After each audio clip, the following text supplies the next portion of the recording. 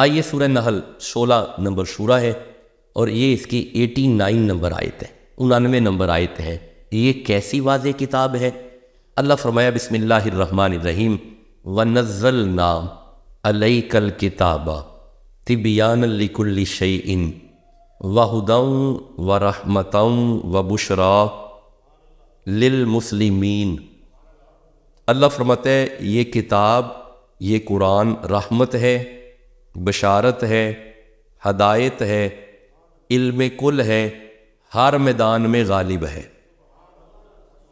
یہ جو لفظ ہے نا تبیانا لکل شیء، یہ جو لفظ ہے تبیانا لکل شیء، اس کا معنی ہوتا ہے کہ اس میں ہر طرح کا علم ہے۔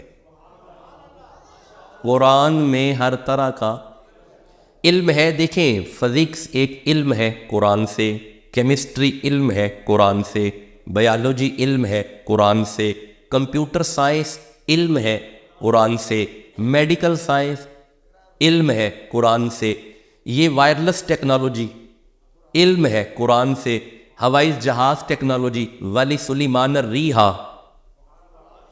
حضرت سلیمان فضا میں اڑا کرتے تھے قرآن سے، یعنی سارے علم، الٹرا ساؤنڈ ٹیکنالوجی علم ہے قرآن سے۔ جی الٹرا ساؤنڈ ٹیکنالوجی، حضرت عیسیٰ علیہ السلام فرماتے ہیں میں بتاؤں تمہارے پیٹ میں کیا ہے؟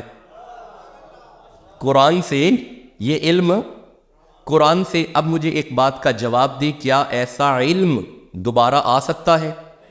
میں ایک جملہ عرض کرنے لگا ہوں، اگر آپ جاگ رہے ہیں تو جب ایسا علم دوبارہ نہیں آ سکتا، مصطفیٰ جیسا عالم کیسے آ جائے گا؟